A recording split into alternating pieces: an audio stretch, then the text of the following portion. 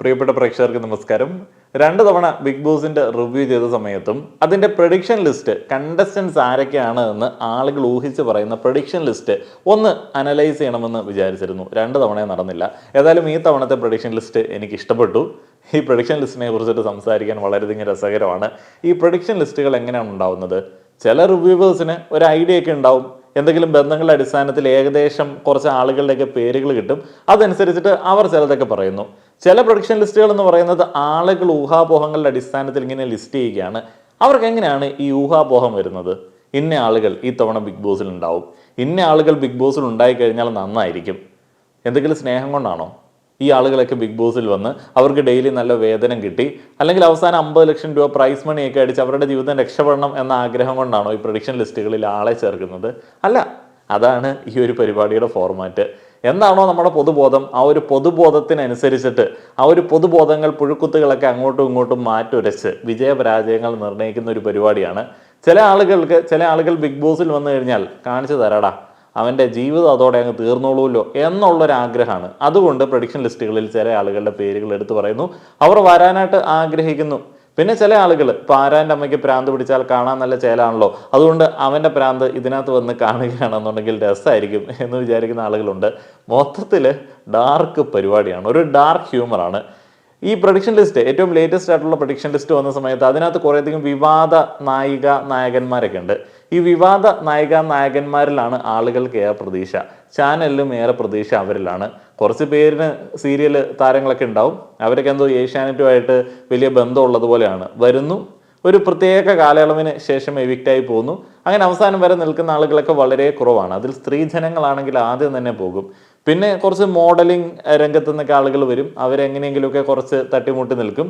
എന്താണെങ്കിലും ഈ വിവാദങ്ങളിൽ പെട്ട് നിൽക്കുന്ന ആളുകൾ അവസാനം വരെ തുടരുന്ന ഒരു രീതിയുണ്ട്. അവരിലാണ് ഏറ്റവും കൂടുതൽ ആളുകൾക്ക് പ്രതീക്ഷയുള്ളത്. കഴിഞ്ഞ തവണ അങ്ങനെയല്ലേ, സീക്രട്ട് ഏജന്റ് വരണമെന്ന ആളുകൾ ആർപ്പൊളിച്ച് എന്തുകൊണ്ടാണ്? സീക്രട്ട് ഏജന്റിന് അത്രയധികം ഇഷ്ടമുള്ളതുകൊണ്ടോ ആണോ? അല്ല, റീസെൻ്റ് ആയിട്ടുള്ള ഒരു കോൺട്രവേഴ്സി ഉണ്ടായി. അപ്പോൾ അതിനകത്ത് ഫിലിം സ്റ്റാർ ആയിട്ടുള്ള ഉണ്ണി മുകുന്ദന് എതിരെയുള്ള ഒരു കമൻ്റൊക്കെ ഇദ്ദേഹത്തിൻ്റെ അടുത്ത് നിന്ന് വന്നു. അപ്പോൾ അവൻ ബിഗ് ബോസിൽ വന്നു കഴിഞ്ഞാൽ എന്താണ് അവൻ്റെ കളി, കാറിലിരുന്ന് ഡയലോഗ് പറയുന്ന അവനെ ഒന്ന് കയ്യിൽ കിട്ടട്ടെ എന്നൊക്കെ ഉള്ളൊരു മൈൻഡ് സെറ്റാണ്. ഏതായാലും ഈ തവണത്തെ പ്രൊഡിക്ഷൻ ലിസ്റ്റിലേക്ക് പോവുകയാണെന്നുണ്ടെങ്കിൽ ഇഷാനി ഇഷ, അഭിനേത്രി, മോഡൽ, നർത്തകി, ഗായിക. സാധാരണ ഏഷ്യാനെറ്റുമായി ബന്ധപ്പെട്ട് സീരിയലുകളിലൊക്കെ അഭിനയിച്ചിട്ടുള്ള ആളുകൾ, ഏഷ്യാനെറ്റുമായി ബന്ധം പുലർത്തുന്ന ആളുകൾ, അങ്ങനെയുള്ള ആളുകൾക്ക് അവസരം കൊടുക്കുന്ന ഒരു പതിവ് എല്ലാ തവണയും കാണാറുണ്ട്. അപ്പോൾ അത്തരത്തിൽ വന്ന ആളായിരിക്കാം സീരിയൽ കാണാറില്ലാത്തതുകൊണ്ട് എനിക്ക് അത്ര അറിയില്ല. അത് എൻ്റെ ഒരു ന്യൂനതയായിട്ട് തന്നെ ഞാൻ പറയുകയാണ്. നമുക്ക് ഈ പ്രഡിക്ഷൻ ലിസ്റ്റിലുള്ള എല്ലാ ആളുകളും ഒന്നും അറിയത്തുണ്ടാവില്ല. അതിപ്പോൾ പ്രേക്ഷകർക്കും എല്ലാ ആളുകളെയും അറിയത്തൊന്നും ഉണ്ടാവില്ല.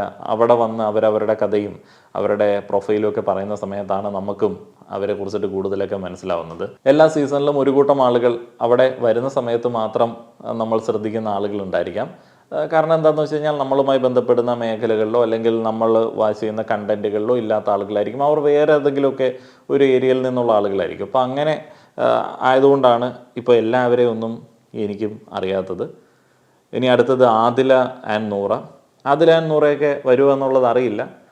അപ്പോൾ അവരെന്തുകൊണ്ട് വരും, അല്ലെങ്കിൽ അവർക്ക് എന്തുകൊണ്ട് ചാൻസ് കിട്ടും എന്നുള്ളതിനെ കുറിച്ചിട്ടൊക്കെ ആളുകൾ ചിന്തിക്കുന്നത്, അവർ കുറേയധികം വിവാദങ്ങൾക്ക് തിരികൊളുത്തിയിട്ടുള്ള ആളുകളാണ്.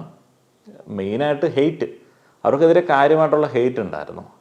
അവർ വളരെ ഓർത്തഡോക്സ് ആയിട്ടുള്ള കുടുംബ സാഹചര്യങ്ങളിൽ നിന്ന്, മത ബാക്ക്ഗ്രൗണ്ടുകളിൽ നിന്ന് അതിൻ്റെ ചങ്ങലകളൊക്കെ പൊട്ടിച്ച് പുറത്തേക്ക് ചാടി വന്ന ലെസ്ബിയൻ കപ്പിൾസാണ്. അപ്പോൾ അതിൻ്റെ ഒരു ഡിസ്ക്രിപ്ഷനും ഏഷ്യാനെറ്റ് അങ്ങനെയാണ് കൊടുത്തിരിക്കുന്നത്, വിവാദങ്ങളോട് പോരാടി മുന്നോട്ട് പോകുന്ന ലെസ്ബിയൻ കപ്പിൾസ്. ഇപ്പോൾ ഇവർ വരുന്ന സമയത്ത് തന്നെ ഓട്ടോമാറ്റിക്കായിട്ട് കുറേ മറ്റേ മൂത്ത കാക്കാമാരും കൂടെ വ്യൂവേഴ്സിൻ്റെ ഗണത്തിലേക്ക് ആഡ് ചെയ്യപ്പെടുമെന്ന് വിചാരിക്കുന്നു. അപ്പോൾ തുടക്കം മുതൽ അവസാനം വരെ ഇവരെ എങ്ങനെയെങ്കിലുമൊക്കെ ആക്രമിക്കാനായിട്ട്, ഷെയിം ചെയ്യാനായിട്ടൊക്കെ കുറേ അധികം ആളുകൾ ഉണ്ടാവാൻ സാധ്യതയുണ്ട്. അതാണ് പതിവ്. അങ്ങനെ അല്ലാതെ വരാനായിട്ടുള്ള വഴികളില്ല. എല്ലാ തവണയും ഈ മതസൗഹാർദ്ദം നമ്മുടെ നാട്ടിൽ കാര്യമായിട്ട് തന്നെ ഉള്ളതുകൊണ്ട് ഈ തരത്തിലുള്ള ഒരു ചൊറിച്ചിലുകളും വളരെ സൗഹാർദ്ദപരമായിട്ട് എല്ലാ തവണയും നടക്കാറുണ്ട്. ഒരു സൈഡിൽ സദാചാരം, ഒരു സൈഡിൽ സങ്കുചിതമായിട്ടുള്ള മത ചിട്ടകൾ അടിച്ചേൽപ്പിക്കൽ. കഴിഞ്ഞ തവണ പിന്നെ എനിക്ക് തോന്നുന്നു ഈ ജാസ്മിനും ഗബ്രിയൊക്കെ അവരുടെ ആ ഒരു സൗഹൃദ ട്രാക്ക് പിടിച്ചതുകൊണ്ട് ആളുകൾ അതിൽ നിന്നങ്ങ് ഡൈവേർട്ടായി പോയി. ആദ്യ സമയത്ത് മതവുമായി ബന്ധപ്പെട്ട ചിട്ടകൾ പാലിക്കുന്നില്ല എന്ന തരത്തിലുള്ള ആക്രമണമൊക്കെ ഉണ്ടായിരുന്നു. എന്നാൽ പിന്നീട് അതൊക്കെ മാറി വേറെ രീതിയിലേക്ക് ടോപ്പിക്ക് ഡൈവേർട്ടായി പോയി. അപ്പോഴത്തേന് എല്ലാവരും തമ്മിൽ സൗഹാർദ്ദത്തോടെ ഒന്നിച്ചാക്രമിക്കാൻ പറ്റുന്ന മറ്റൊരു സംഭവം വന്നു, ഈ ആൺപെൺ സൗഹൃദം. അപ്പോൾ ആദില ആൻഡ് നൂറ, RJ അഞ്ജലി. ഈ ആദില ആൻഡ് നൂറ ഇപ്പോൾ രണ്ടുപേര് വരുന്ന സമയത്ത് എനിക്ക് തോന്നുന്നു വലിയ ഗെയിം പ്ലാനേഴ്സൊക്കെ പ്ലാൻ ചെയ്യുന്നത് ഇവർ രണ്ടുപേരും പാർട്ട്നേഴ്സാണല്ലോ. അപ്പോൾ ഇവർ രണ്ടുപേരും കൂടെ വരുന്ന സമയത്ത് അവിടെ അവർക്കിടയിൽ എന്തെങ്കിലും പ്രശ്നമൊക്കെ ഉണ്ടാവുമോ, അവർക്കിടയിലുള്ള അടിയൊക്കെ ഞങ്ങൾക്ക് കാണാൻ പറ്റുമോ എന്നുള്ള ആലോചനയൊക്കെ ആയിരിക്കാം ഒരു കൂട്ടം ആളുകൾക്ക് ഉണ്ടാവുന്നത്. പിന്നെ അവരെ സംബന്ധിച്ചും അല്ല, ഇങ്ങനെ ഒരു പരിപാടിയിൽ വരികയാണെന്നുണ്ടെങ്കിൽ, ഇത് പ്രഡിക്ഷൻ ലിസ്റ്റാണ് കേട്ടോ, ഒരു വരുമെന്ന് നമുക്കറിയത്തില്ല, അവരൊക്കെ വരികയാണെന്നുണ്ടെങ്കിൽ വൻ റിസ്ക്കാണ്. ശരിക്കും പറഞ്ഞാൽ ഈ ആൾക്കൂട്ട ആക്രമണത്തിൻ്റെ നൂൽപ്പാലത്തേക്കാൾ ഇങ്ങനെ സഞ്ചരിച്ചുകൊണ്ടിരിക്കുന്ന ഒരു കൂട്ടം ആൾക്കാർ ഈ പരിപാടിക്കകത്തോട്ട് കൊണ്ടുവന്നിട്ട് ഗംഭീരമായിട്ടുള്ള ഹെയ്റ്റ് വാങ്ങിച്ചു കൊടുക്കും. അതിൽ നിന്നൊരു റേറ്റിംഗ് ഒക്കെ വരും. അങ്ങനെയൊക്കെയാണ് ഇതിനകത്ത് വരുന്നത്. ഈ ഒരു പ്രൊഡിക്ഷൻ ലിസ്റ്റ് ഫുള്ള് നോക്കിക്കഴിഞ്ഞാൽ അത്തരത്തിൽ ആളുകൾക്ക് സൈബർ അറ്റാക്ക് ചെയ്യാനായിട്ട് കുറേയധികം ആളുകളെ ലിസ്റ്റ് ചെയ്തതുപോലെ ഉണ്ട്. RJ അഞ്ജലി, കണ്ടന്റ് ക്രിയേറ്റർ, മുൻ റേഡിയോ ജോക്കി. ഈ കഴിഞ്ഞിടയ്ക്ക് അദ്ദേഹത്തിൻ്റെ പണി പോയി എന്നുള്ള തരത്തിലുള്ള വീഡിയോ ഒക്കെ പ്രചരിക്കുന്നത് കണ്ടു. എന്തോ ഒരു പ്രാങ്ക് ഇത്തിരി കടന്നുപോയി, അതിൻ്റെ സൈബർ അറ്റാക്കൊക്കെ കഴിഞ്ഞൊന്ന് ചൂടാറ് നിൽക്കുന്നതേ ഉള്ളൂ എന്ന് തോന്നുന്നു. ഇപ്പോൾ RJ അഞ്ജലി ആ ഒരു സൈബർ അറ്റാക്ക് നേരിട്ടത് കൊണ്ടായിരിക്കാം ഇതിലേക്ക് സെലക്ട് ചെയ്യണമെന്ന് ആളുകൾ ആഗ്രഹിക്കുന്നത് എന്നും തോന്നുന്നു. ഇപ്പോൾ സീക്രട്ട് ഏജന്റിനെ പോലെ ഇവിടെ കിട്ടിക്കഴിഞ്ഞാൽ കാണിച്ചു കൊടുക്കാം എന്നുള്ളൊരു മൈൻഡാണോ ആൾക്കാർക്ക് എന്നുള്ളതും അറിയില്ല. അപ്പാനി ശരത്ത്, മലയാള ചലച്ചിത്ര നടൻ. അപ്പോൾ അദ്ദേഹം പ്രഡിക്ഷൻ ലിസ്റ്റിലേക്ക് ഏകദേശം സാധ്യതയുള്ള ഒരു വ്യക്തിയാണെന്ന് തോന്നുന്നു. കാരണം ഒരു റാൻഡം സെലക്ഷനാണ്. നമ്മൾ ഇതുവരെ കണ്ടതൊക്കെ എപ്പോഴും എന്തെങ്കിലും കോൺട്രവേഴ്സികളൊക്കെ ആയി ബന്ധപ്പെട്ട് നിൽക്കുന്ന ആളുകളാണെന്നുണ്ടെങ്കിൽ അപ്പാനി ശരത്ത് എവിടെ നിന്നോ ഒരു ഹിൻറ്റിൻ്റെ അടിസ്ഥാനത്തിൽ ഈ ഒരു ലിസ്റ്റിലേക്ക് കയറിയതാണ്. അദ്ദേഹം ഉണ്ടാവാനായിട്ടുള്ള സാധ്യത ഉണ്ടായിരിക്കാം. ആദിത്യൻ ജയൻ, സീരിയൽ നടൻ. അദ്ദേഹം ഇത്തരത്തിലുള്ള കോൺട്രവേഴ്സികളിലൊക്കെ ഇടപെട്ടിട്ടുള്ള ഒരാളാണല്ലോ. ആളുകൾക്ക് രസമുള്ള, ആളുകൾക്ക് ഇയാളെ മര്യാദ പഠിപ്പിക്കണമെന്ന് ആഗ്രഹം തോന്നുന്ന തരത്തിലേക്കുള്ള കുറേയധികം കാര്യങ്ങളിലൊക്കെ വന്നിട്ടുള്ളൊരു വ്യക്തി ആയതുകൊണ്ടായിരിക്കാം അദ്ദേഹവും പ്രഡിക്ഷൻ ലിസ്റ്റിലുണ്ട്. അനുമോൾ, അഭിനേത്രി, TV ഷോ താരം. അനുമോളൊക്കെ ബിഗ് ബോസ് സീസൺ 7 വരേണ്ട ഒരു വ്യക്തിയായിട്ടാണ് എനിക്ക് തോന്നുന്നത്. കാരണം അത്രയധികം ശ്രദ്ധിക്കപ്പെട്ട ഒരാളാണ്. റോഹൻ ലോണ, അവതാരകൻ. റോഹനെ ആളുകൾ ഒത്തിരിയധികം പ്രതീക്ഷിക്കുന്നുണ്ട്. ബിഗ് ബോസ് സീസൺ 6 റോഹൻ്റെ ഇൻ്റർവ്യൂസൊക്കെ വളരെയധികം ശ്രദ്ധേയമായിട്ടുണ്ടായിരുന്നു.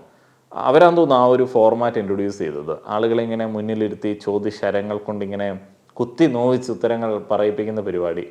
രോഹൻ കഴിഞ്ഞിടയ്ക്ക് മൈത്രേനുമായിട്ട് ഇൻ്റർവ്യൂ ചെയ്തിരുന്നു, അഖിൽ മാരാറായിട്ട് ഇൻ്റർവ്യൂ ചെയ്തിരുന്നു. ചോദ്യങ്ങൾ ചോദിക്കാനായിട്ടും ആർഗ്യുമെൻറ്റുകൾക്കും ഒക്കെ വളരെ പവർഫുള്ളായിട്ടുള്ള ഒരു വ്യക്തിയാണ്. അപ്പോൾ അദ്ദേഹമൊക്കെ ബിഗ് ബോസിലേക്ക് വന്നു കഴിഞ്ഞാൽ രസമൊക്കെ ഉണ്ടാവും. ജിഷിൻ മോഹൻ, സീരിയൽ നടൻ. സീരിയൽ കാണാത്തതുകൊണ്ട് അത്ര ഒരു ഐഡിയ ഇല്ല, ഫോട്ടോ കിട്ടുകയാണെങ്കിൽ കൊടുക്കാം. ബിനീഷ് ബാസ്റ്റിൻ, നടൻ. ബിനീഷ് ബാസ്റ്റിനെ നമുക്കറിയാം. ബിനീഷ് ബാസ്റ്റിനും ബിഗ് ബോസിലൊക്കെ ഒന്ന് വന്ന് പോവേണ്ട ഒരു വ്യക്തിയൊക്കെ തന്നെയാണ്. കാരണം അദ്ദേഹമൊക്കെ സോഷ്യൽ മീഡിയ ആയിട്ട് അത്രയധികം കണക്ട് ചെയ്ത് നിൽക്കുന്ന വ്യക്തിയാണ്, ആളുകൾക്ക് പ്രിയങ്കരനാണ്. അദ്ദേഹത്തെ പോലുള്ള ആളുകളൊക്കെ ആദ്യ സീസൺ തൊട്ടിങ്ങനെ വന്ന് പോയിക്കൊണ്ടിരിക്കുകയാണല്ലോ. സ്വീറ്റി ബെർണാഡ്, ട്രാൻസ് വുമൺ, അവതാരക, അഭിനേത്രി, ഡബിങ് ആർട്ടിസ്റ്റ്. സ്വീറ്റി ബെർണാഡിനെ കുറിച്ചിട്ടുള്ള കുറേ പോസ്റ്റുകൾ കഴിഞ്ഞ ഒരു മാസമായിട്ട് ഇങ്ങനെ ഇടയ്ക്കൊക്കെ കാണുന്നുണ്ട്. അദ്ദേഹം അടിപൊളിയാണെന്നും അദ്ദേഹം ജനങ്ങൾക്ക് വളരെ പ്രിയങ്കരിയായിട്ടുള്ള വ്യക്തിയാണെന്നൊക്കെയുള്ള പോസ്റ്റുകൾ ഇനി ബിഗ് ബോസിൽ വരുന്നതിൻ്റെ ഭാഗമായിട്ട് ഇങ്ങനെ വരുന്നതാണോ എന്നുള്ളത് എനിക്കറിയില്ല. ആൾ വളരെ നൈസായിട്ട് തന്നെയാണ് സോഷ്യൽ മീഡിയ സർക്കിളുകളിൽ എപ്പോഴും കാണപ്പെടാറുള്ളത്. റീസെൻ്റ് ആയിട്ടാണ് എൻ്റെ ഫീഡുകളിലേക്ക് കൂടുതലായിട്ട് വന്നു തുടങ്ങിയത്. ബിഗ് ബോസ് ഫോളോ ചെയ്യുന്നതുകൊണ്ടായിരിക്കാം. Renu Sudhi, social media viral താരം. സോഷ്യൽ മീഡിയ വൈറൽ താരം എന്ന് പറയുന്നൊരു കാറ്റഗറി ഉണ്ടായിരുന്നു. രേണു സുധിയൊക്കെ വരണമെന്ന് ആളുകൾ ആഗ്രഹിക്കുന്നുണ്ട്. എന്താ, രേണു സുധിക്ക് ഒരു മെച്ചപ്പെട്ട ജീവിതം ഉണ്ടാവട്ടെ എന്ന് വിചാരിച്ചിട്ടാണോ? അല്ല, അവരിവിടെ വന്ന് ആളുകളുടെ മുമ്പിൽ കൂടുതൽ എക്സ്പോസ് ആവണം എന്ന് വിചാരിക്കുന്ന ഒരു കൂട്ടം ആളുകളുണ്ട്. അല്ല എന്നുണ്ടെങ്കിൽ അവരെ മര്യാദ പഠിപ്പിക്കണം എന്ന് വിചാരിക്കുന്ന ഒരു കൂട്ടം ആളുകളുണ്ടായിരിക്കാം. ഈ പൊതുവേ ഉള്ളൊരു ഹെയ്റ്റ് ഉണ്ടല്ലോ, ആ ഒരു ഹെയ്റ്റിൻ്റെ അടിസ്ഥാനത്തിലാണ് ഈ പ്രഡിക്ഷൻ ലിസ്റ്റുകളിലേക്ക് ആളുകൾ വരുന്നതെന്ന് എനിക്ക് തോന്നുന്നു. അതായത് ഇഷ്ടം കൊണ്ട് ഇതിനകത്തേക്ക് ആഡ് ചെയ്യുന്ന ആളുകളുണ്ടോ? എനിക്ക് തോന്നുന്നില്ല പ്രഡിക്ഷൻ ലിസ്റ്റുകളിൽ ഇഷ്ടം കൊണ്ട് ആളുകളെ ആഡ് ചെയ്യാറുണ്ട് എന്ന്. പാറാട്ടണ്ണൻ നടന്നു പോകുന്ന വഴിക്ക് കുറേ ആൾക്കാർ പറയും അയാൾ ബിഗ് ബോസ് വരും. അലിൻ ജോസ് പെരേര എന്തെങ്കിലും കാണിക്കുമ്പോൾ കുറേ ആൾക്കാർ പറയും അയാൾ ബിഗ് ബോസിൽ വരാൻ വേണ്ടിയാണ്. ആൾക്കാർ ഈ ഒരു കാലഘട്ടത്തിൽ ബിഗ് ബോസുമായി ബന്ധപ്പെട്ട് ഉള്ള ആ ഒരു മാസങ്ങളിൽ എന്തൊക്കെ കോപ്രായം കാണിച്ചാലും ഒരു കൂട്ടം ആളുകൾ ബിഗ് ബോസിൽ വരും എന്ന് പറയും. എന്നാൽ അങ്ങനെയുള്ള ആൾക്കാരൊന്നും വരാറില്ല. പിന്നെ തീരെ താഴെ ലെവലിലുള്ള ആൾക്കാരെ ഒന്നും അവർ അക്കോമഡേറ്റ് ചെയ്യില്ല. കാരണം വരുന്ന ബാക്കിയുള്ള ആൾക്കാരെ കൂടെ റെസ്പെക്ട് ചെയ്യണ്ടേ. അലിൻ ജോസ് പെരേരയൊക്കെ എന്തിനാണ് ആളുകൾ റെക്കമെൻഡ് ചെയ്യുന്നുള്ളത് എനിക്കറിയില്ല. കാരണം അയാളൊക്കെ എന്ത് കാണിച്ചിട്ടാണ്? ആറാട്ടണ്ണൻ, അലിൻ ജോസ് പെരേര അങ്ങനെയുള്ള ആളുകളൊക്കെ ഇതിലേക്ക് കൊണ്ടുവന്നു കഴിഞ്ഞാൽ ഈ ബാക്കി വരുന്ന കണ്ടസ്റ്റൻസിന് കൊടുക്കുന്ന ഏറ്റവും വലിയ ഒരു ടോർച്ചറായിരിക്കും അത്. അതേപോലെ തന്നെ അതൊരു ദുർമാതൃകയും കൂടെ അല്ലേ. എന്തെങ്കിലുമൊക്കെ കോപ്രായം കാണിച്ചാലും ജീവിക്കാനായിട്ടുള്ള ഒരു വഴി സ്ഥിരമായിട്ടുണ്ടാവും. ബിഗ് ബോസിലൊക്കെ പോകാൻ പറ്റും, ഒരു മിനി സ്ക്രീൻ താരമായി മാറാൻ പറ്റുമെന്നൊക്കെ കൊടുക്കുന്നൊരു മെസ്സേജ് മാത്രം ശരിയാണെന്ന് എനിക്ക് തോന്നുന്നില്ല. പിന്നെ ഈ പരിപാടി ഇങ്ങനെ ആയതുകൊണ്ട് പ്രശ്നമില്ല. Jasi transgender social media influencer. ജാസിക്കും ഒരു കൂട്ടം ഹേറ്റേഴ്സാണ് കൂടുതലായിട്ടുള്ളത്. എനിക്ക് തോന്നുന്നു ജാസിയുടെ ഒഫീഷ്യൽ ഹേറ്റർ എന്നൊക്കെ പറഞ്ഞിട്ടുള്ള ആൾക്കാരുണ്ടെന്ന് തോന്നുന്നു. ഒരുത്തന്നെ സ്ഥിരമായിട്ട് ഇങ്ങനെ ഇൻസ്റ്റാഗ്രാമിൽ കാണാൻ പറ്റും. എന്നും ഇങ്ങനെ വീഡിയോസ് ഇങ്ങനെ ഇട്ട് അത് നല്ല വ്യൂവർഷിപ്പ് ഉണ്ട്. ഇത് വേറെ ഒരു യൂണിവേഴ്സാണ്. ഈ ജെൻഡർ മൈനോറിറ്റി സ്പെക്ട്രത്തിൽ നിൽക്കുന്ന ഒരു കൂട്ടം ആളുകളിലെ കുറച്ച് ആൾക്കാരുണ്ട്. അവരും അവരുടെ കുറേ ഹേറ്റേഴ്സും ഉള്ളൊരു യൂണിവേഴ്സ് ഉണ്ട്. ഈ ഹേറ്റേഴ്സിനെ എങ്ങനെയാണ് ഇതൊക്കെ അഫക്റ്റ് ചെയ്യുന്നുള്ളത് അറിയില്ല. ബിജു സോപാനം നടൻ, അദ്ദേഹം രസമുള്ളൊരു ചങ്ങായിയാണ്. അദ്ദേഹത്തെ നമുക്കറിയാം, മറ്റേ ഉപ്പും മുളകും ഫെയിമാണ്. മസ്താനി നടിയും മോഡലും. അതിൻ്റെ ബ്രാക്കറ്റിൽ ബസ്സിൽ മോശമായി പെരുമാറിയ സവാദ് എന്നയാൾക്കെതിരെ രംഗത്ത് വന്ന ശ്രദ്ധ നേടി. ഇനി സവാദിനെ കൂടെ കൊണ്ടുവരൂടെ? ഈ മസ്താനിക്കൊക്കെ ഇങ്ങനെയുള്ള ഐഡൻറ്റിറ്റി എന്തിനാണ് കൊടുക്കുന്നത്? ആയാലും അവർക്കും മോഡലാണ്, സോഷ്യൽ മീഡിയ ഇൻഫ്ലുവൻസറാണ് എന്നൊരു കാറ്റഗറിയൊക്കെ കൊടുത്തിട്ട് എഴുതിയൊക്കെ വെച്ചുകൂടെ? ആളുകൾക്ക് ഓരോ ആളുകളെ കുറിച്ചിട്ട് ഒരു പിക്ചറാണ്. വ്യക്തിത്വത്തിനോ അല്ലെങ്കിൽ വ്യക്തി ജീവിതത്തിനോ ഒന്നും പ്രാധാന്യമൊന്നുമില്ല. എന്താണോ പൊതുബോധത്തിൽ ഒരാളെ കുറിച്ചിട്ടുള്ള പിക്ചർ, ആ ഒരു പിക്ചർ ഇവിടെ മാറ്റുരയ്ക്കപ്പെടണം. എന്തെങ്കിലുമൊക്കെ ഒരു ലക്കിൻ്റെ അടിസ്ഥാനത്തിൽ അവരുടെ കുറച്ച് ബെറ്റർ ആയിട്ടുള്ള ഒരു വേർഷനെ കാണിച്ചു കൊടുക്കാനായിട്ട് പറ്റിക്കഴിഞ്ഞാൽ രക്ഷപ്പെട്ടു. ഇപ്പോൾ രേണു സുധി ബിഗ് ബോസിലേക്ക് വരികയാണ്. മൊത്തത്തിൽ അദ്ദേഹത്തിൻ്റെ പക്വതയില്ലാത്ത സമീപനങ്ങൾ എന്നൊക്കെ പറഞ്ഞിട്ടുള്ള ഒരു ഹെയ്റ്റുകൾക്കൊക്കെ വിരാമം ഇട്ടുകൊണ്ട് അദ്ദേഹം വളരെ സ്മാർട്ടായിട്ട് പെരുമാറുകയാണ് എന്നുണ്ടെങ്കിൽ അദ്ദേഹത്തിൻ്റെ ലക്ക്. ഇപ്പോൾ ആദില നൂറ എന്നൊക്കെ പറയുന്ന ആൾക്കാർ വന്നു കഴിഞ്ഞാൽ നമുക്ക് കുറച്ചൊക്കെ ഇങ്ങനെ പ്രിഡിക്റ്റ് ചെയ്യാനായിട്ട് പറ്റും. അവർക്ക് അത്ര സുഖകരമായിട്ടുള്ള ഒരു ഔട്ട്സൈഡ് സപ്പോർട്ടൊന്നും ഉണ്ടാവില്ല. പിന്നെ അകത്തായതുകൊണ്ട് പുറത്തെ കാര്യങ്ങളൊന്നും അറിയത്തുണ്ടാവില്ല എന്നുള്ളൂ. പിന്നെ അവരൊക്കെ ഒരു പരിധിയിലധികം ഈ ഒരു ഹെയ്റ്റൊക്കെ ഫേസ് ചെയ്ത് വന്നിട്ടുള്ള ആളുകളായതുകൊണ്ട് ഒന്നും വിഷയം ഉണ്ടാവില്ല. എന്തൊക്കെയാണെങ്കിലും പ്രഡിക്ഷൻ ലിസ്റ്റിലൊക്കെ ഉൾപ്പെട്ടിട്ടുള്ള ആളുകൾ വിചാരിക്കുക, ആളുകൾ ഇഷ്ടം കൊണ്ടല്ല ഈ ഒരു ലിസ്റ്റിൽ നിങ്ങൾ വരണമെന്ന് പലപ്പോഴും ആഗ്രഹിക്കുന്നത്. അങ്ങനെ റെയറായിട്ടുള്ള ആൾക്കാരൊക്കെ ഉള്ളൂ. ഇവിടെ കിട്ടട്ടെ, നിന്നെ ഇവിടെ കിട്ടട്ടെ, കാണിച്ചു തരാം എന്ന് പറയുന്ന മൈൻഡ് സെറ്റിലാണ് ഇവിടെ കുറേ ആൾക്കാർ ഈ പരിപാടിയൊക്കെ കാണാൻ വേണ്ടിയിരിക്കുന്നത്. ഒരു വ്യത്യാസം ഉണ്ടാകത്തില്ല. അതുപോലെ തന്നെ കുറേയധികം ആളുകൾ ഇരയാക്കപ്പെടും, കുറേയധികം ആളുകളുടെ ജീവിതം കുട്ടിച്ചോറാവും, ചില ആളുകളുടെ ജീവിതം കളറാവും.